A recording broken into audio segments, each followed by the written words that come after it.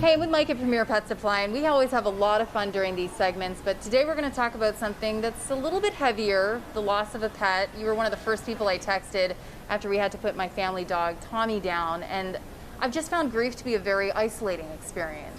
It really is, and you know, when we have a pet, we know what we're signing up for, and they're not going to be a part of our lives forever, and it's really difficult. It was one of the hardest things I had to deal with when we lost our family pet as well, and a lot of people don't get it or understand, especially if they don't have a pet at home. Right. And it's hard to find people that relate or can find your grief justified, at least in your mind. Even help you navigate your feelings, because I feel like, for me anyway, it was uncharted territory. Right, and the nice thing about it is there is a group that exists that can help get you through that time. Okay. And I'm fortunate enough to know Dr. Mickey Golden Moore, who is from Beyond the Paw Print. Okay. And has recently written a book about the experiences many people have had with loss. So Oh. I'd like to introduce Mickey. Hi. Hi, how Thank are you. you? I'm doing better now that you're here. Oh.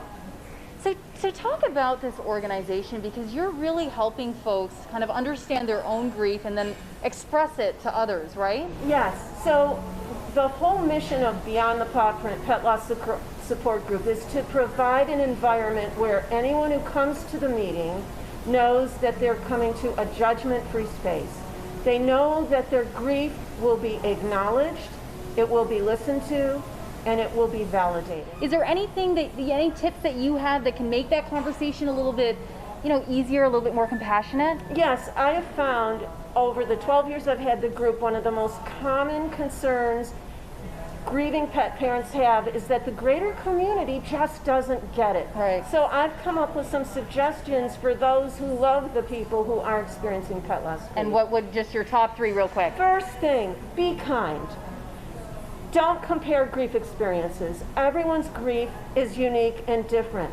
So something we can say is, Priya, I might not understand your grief. I might not understand your feelings of loss over your dog, Tommy, but I care about you and I want to listen. So tell me how you're doing. That would have been great to hear, and I have great supportive friends, but that's something that I found. And something else you mentioned was that you try to justify your own feelings in a way. Yes. That this is normal. This form of loss is real, and that it's best to avoid comparing, and that all of us should understand, for those who care about us and for those experiencing it, you're not crazy. And the book must help as well. The book, I love the Yes. title, by the way. yes, Tales from Beyond the Paw Print. These are the experiences of people who came through my group, and each story begins with that first hello and how we chose our name for our new friend. Well, thank you so much for helping us navigate a really difficult conversation. I don't usually get teary-eyed during our segments, It's but tough. it is. But it really means a lot to know that there are resources out there.